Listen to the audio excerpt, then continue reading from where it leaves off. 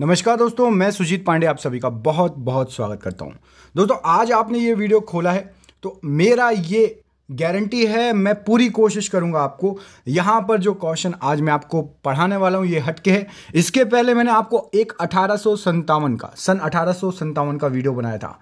उसमें मैंने कुछ क्वेश्चन लाए थे आपको और मैंने आपसे बोला था कि इतने डिटेल में बताऊंगा कि आप किसी को समझा पाओगे, पढ़ा पाओगे। सेम उसी का ये दूसरा वीडियो, इसमें भी अभी से बता रहा हूं, इस वीडियो के अंत में जब आप ये वीडियो पूरा देख लोगे तो जितने क्वेश्चन है आपको अच्छे से समझ में आ जाएंगे और आप किसी को पढ़ा सकते हो, इतनी गारंटी है।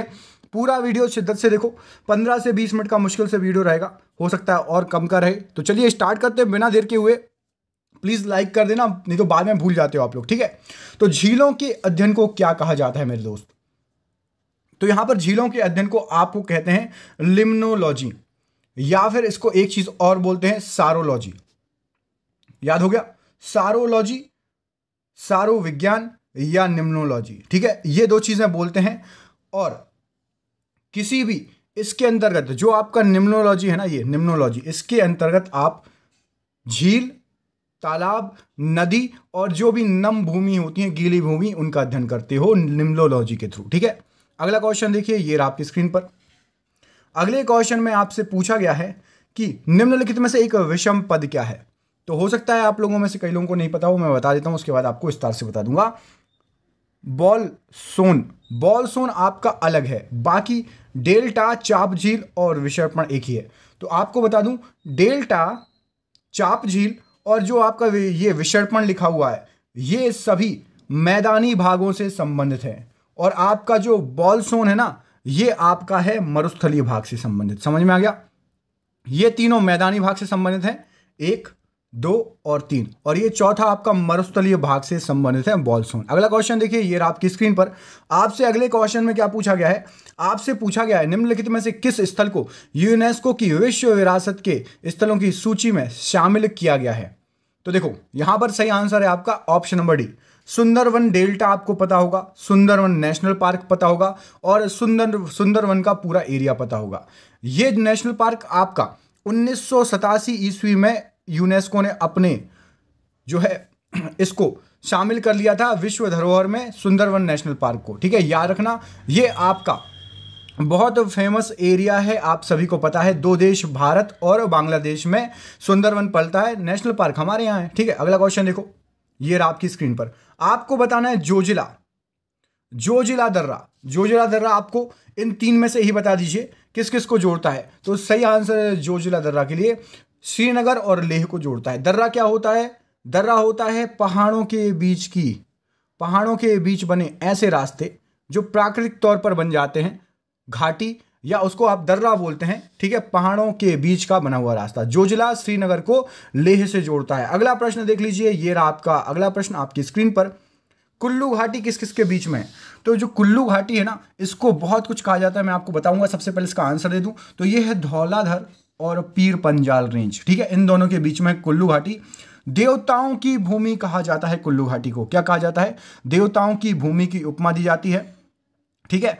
और कुल्लू घाटी हिमाचल के कुल्लू जिले में है और कुल्लू घाटी आपकी ब्यास नदी के किनारे है। याद रखना, ब्यास नदी के किनारे, ब्यास नदी के सहारे विस्तृत है कुल्लू घाटी, याद रखिएगा। अगला क्वेश्चन देखिए, ये आपकी स्क्रीन पर। अगले क्वेश्चन में आपसे क्या पूछा गया है?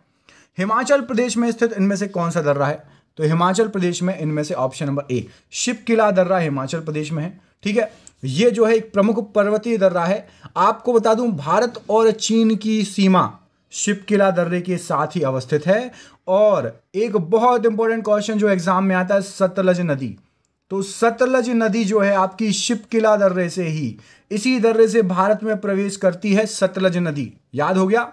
हिमाचल प्रदेश में शिपकिला दर्रा और सतलज नदी इसी दर्रे के सहारे प्रवेश करती है भारत में। यदि कोई पूछे तो बता देना। लाइक, शेयर, सब्सक्राइब करते चलो। अगला क्वेश्चन देखो, पालघाट निम्न में से किन राज्यों को जोड़ता है? पालघाट, तो देखो, पालघाट जो है आपका बिल्कुल नीचे पाया जाता है इधर, ठीक है। और यहां पर आपका केरल एवं तमिलनाडु की बॉर्डर बनाता है पालघाट दर्रा। याद रखना, केरल और तमिलनाडु, ऑप्शन नंबर सी यहां पर राइट आंसर हो जाएगा, पालघाट, ठीक है। अगला क्वेश्चन देख लेते हैं, क्वेश्चन नंबर नेक्स्ट, ये रहा आपकी स्क्रीन पर। आपसे पूछा गया लाइक, शेयर, सब्सक्राइब करते चलना भैया बिना बोले। किस हिमालयी चोटी को सागरमाथा भी कहा जाता है? तो सभी को पता है भैया सागरमाथा किसे कहा जाता है, क्या हो जाएगा सही आंसर? तो यहां पर सही आंसर आपका है ऑप्शन नंबर, बहुत बढ़िया, माउंट एवरेस्ट को कहां पर कहा जाता है? तो नेपाली लोग कहते हैं इसको, नेपाल में सागरमाथा कहा जाता है माउंट एवरेस्ट को। माउंट एवरेस्ट की ऊंचाई कितनी है भैया? 88। किताबों में आपने ये देखी होगी, किताबों में आपने ये देखी होगी, ठीक है। लेकिन अब थोड़ा सा और बड़ा हो गया, हल्का सा, ये किताबों में देखी होगी मीटर, अब हो गई 88 49, ठीक है। 88 49 आएगा आपको। यदि 88 48 धोखे से आ जाता है, 49 नहीं दिया आपको ऑप्शन में, तब आप 88 48 लगा देना। क्लियर है? विश्व की सबसे ऊंची चोटी। अगला प्रश्न ये रहा आपकी स्क्रीन पर, आपसे बोला गया है हिमालय की सबसे पूर्वी चोटी कौन सी है? तो सबसे पूरब में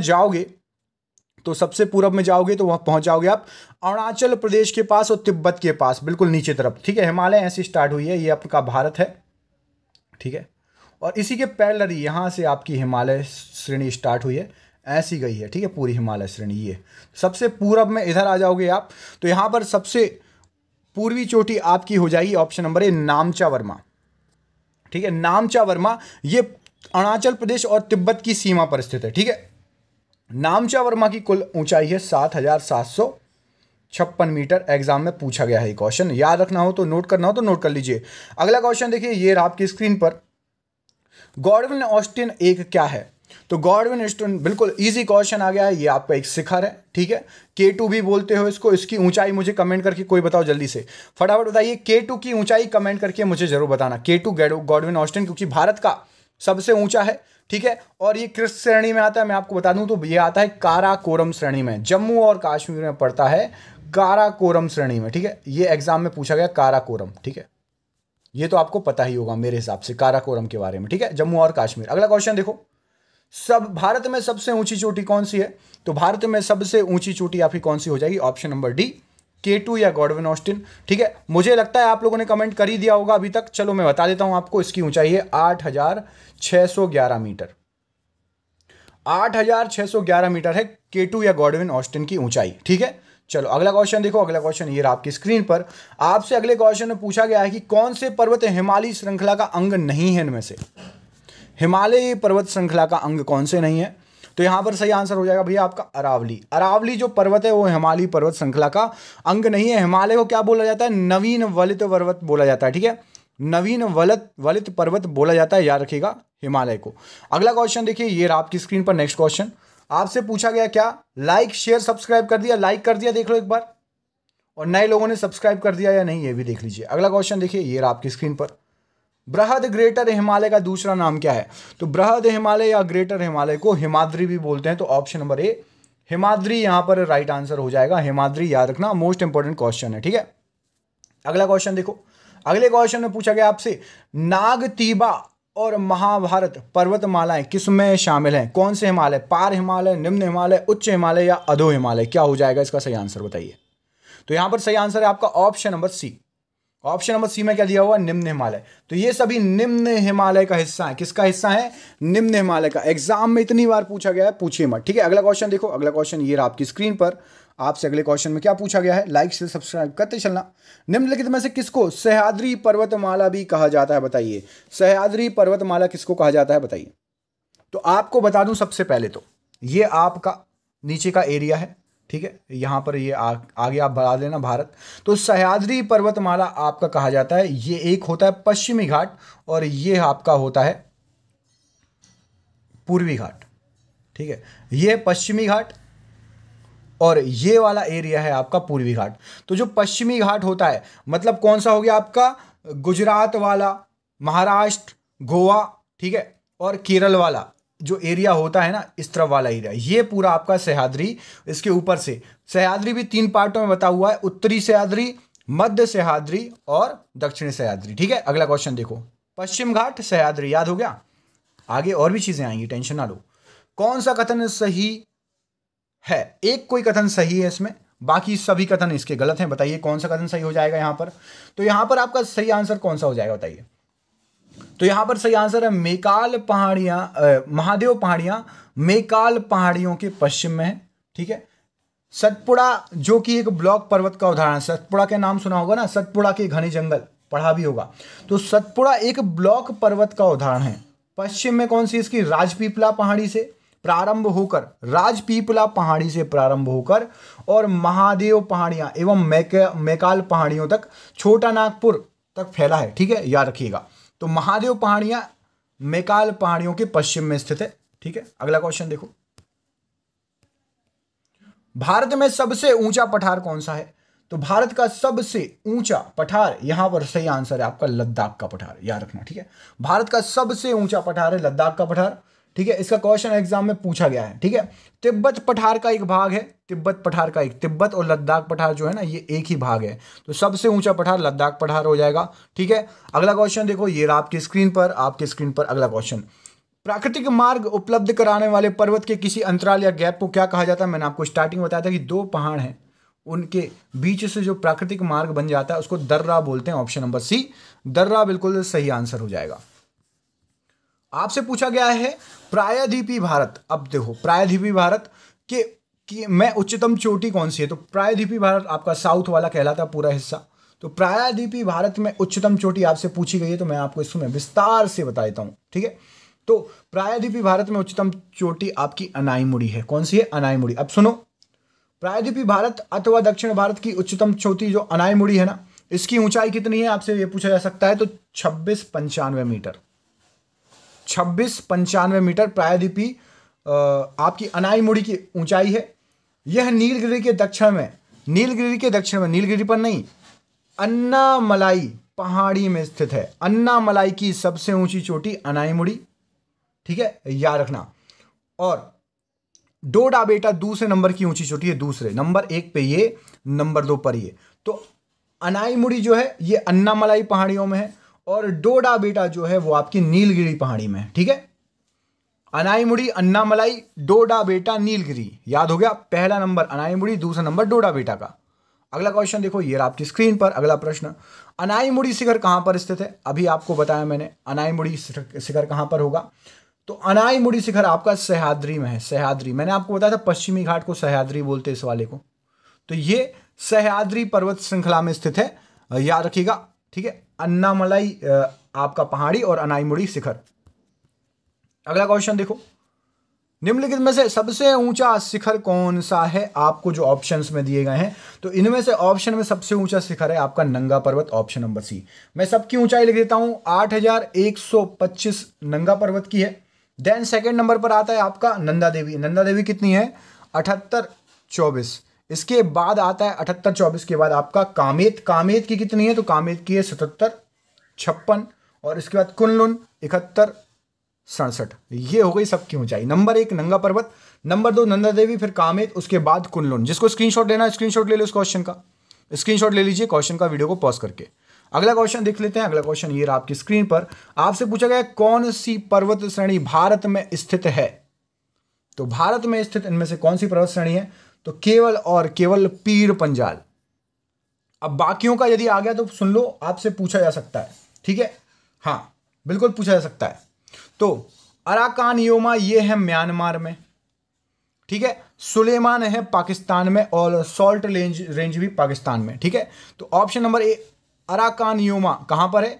ये हो जाएगा आपका म्यांमार में। सुलेमान और सॉल्ट रेंज आपका हो जाएगा पाकिस्तान में। ठीक है, क्लियर, बढ़िया। चलो अगला क्वेश्चन देखो। अगला क्वेश्चन ये आपकी स्क्रीन पर। आपसे पूछा गया है किस पर्वतीय श्रृंखला को स्थल को सतपुड़ा की रानी कहा जाता है? तो सतपुड़ा की रानी कहा जाता है पचमढ़ी को। आपको बता दूं, मध्य प्रदेश, एमपी सुना है ना, एमपी का एकमात्र हिल स्टेशन है पचमढ़ी और ये है होशंगाबाद जिले में। जिला आ गया तो क्या लिखोगे? होशंगाबाद जिला में। सतपुड़ा पर्वत श्रेणी में है। सतपुड़ा की रानी कहा जाता है पचमढ़ी को, एकमात्र हिल स्टेशन एमपी का। आप मुझे कमेंट करके बताओ, राजस्थान का एकमात्र हिल स्टेशन किसी को पता है क्या? राजस्थान का एकमात्र हिल स्टेशन बताओ कौन सा है? बहुत फेमस है, गुजरात और राजस्थान के बॉर्डर पे, ये भी बता देता हूं, है ना, गुजरात से भी बहुत पास पड़ता है। गुजरात के लोग भी वहां पर जाते रहते हैं। अगला क्वेश्चन देखो, लोकटक झील पर जल विद्युत परियोजना का निर्माण किया गया है, किस राज्य में है भैया लोकटक झील? बताओ। तो लोकटक झील कहां पर सही आंसर हो जाएगा? तो ये है मणिपुर में, है ना। नॉर्थ ईस्ट में है आपकी। 7 सिस्टर्स में से एक है मणिपुर। मणिपुर के सीएम साहब का नाम बताओ जल्दी से कमेंट करके, और मणिपुर की राजधानी। ठीक है, मणिपुर की राजधानी और मणिपुर के सीएम साहब का नाम सभी कमेंट करेंगे, सभी के सभी कमेंट करके बताओ मुझे क्या हो जाएगा। अगला क्वेश्चन देखें, अगला क्वेश्चन देखो, अगला क्वेश्चन ये है, तो लोकटक झील कहां स्थित है? माफ कीजिएगा, लोनार झील आ गई। अब लोकटक हो गई, अब लोनार झील के बारे में बताओ। तो लोनार झील आपकी महाराष्ट्र में है। महाराष्ट्र में कहां है? तो महाराष्ट्र के बुलढाणा जिले में। ठीक है, महाराष्ट्र के बुलढाणा जिले में स्थित है आपकी लोनार झील। खारे पानी की झील है, खारे पानी की झील है। यदि आपसे कोई पूछे लोनार झील कैसी है तो आपको बताना ये खारे पानी की झील है। ठीक है, याद रखिएगा। अगला क्वेश्चन देखो, मोस्ट इंपॉर्टेंट, ये रहा आपकी स्क्रीन पर। आपसे पूछा गया सबसे बड़ी मानव निर्मित झील कौन सी है? तो सबसे बड़ी मानव निर्मित झील आपकी गोविंद सागर झील हो जाएगी, ऑप्शन नंबर बी। गोविंद सागर झील मानव निर्मित सबसे बड़ी झील है। इस झील का निर्माण भाखड़ा नांगल बांध के कारण हुआ था, याद रखना। ठीक है, आपसे पूछा जा सकता है भाखड़ा नांगल बांध के कारण हुआ था। अब ये बांध किस राज्य में, आप कमेंट करके बताओ। भाखड़ा नांगल बांध किस राज्य में है, कमेंट करके बताइए मुझे। ये रहा आपका आज का वीडियो। कैसा लगा वीडियो मुझे ये भी कमेंट करके बताइएगा। वीडियो पसंद आया तो प्लीज़ वीडियो को लाइक कर दो, शेयर कर दो, और जिसने पूरा वीडियो देखा होगा कमेंट करके बताना कि सर मैंने पूरा वीडियो देखा। और इस क्वेश्चन का आंसर दो, भाखड़ा नांगल बांध किस राज्य में है। नहीं पता तो लिख दो सर लास्ट वाले क्वेश्चन का आंसर मुझे नहीं पता, मैं आपके कमेंट में रिप्लाई कर दूंगा। बहुत बहुत धन्यवाद आप सभी का, बहुत बहुत धन्यवाद। आपका दिन शुभ हो। बहुत बहुत बहुत धन्यवाद दोस्तों।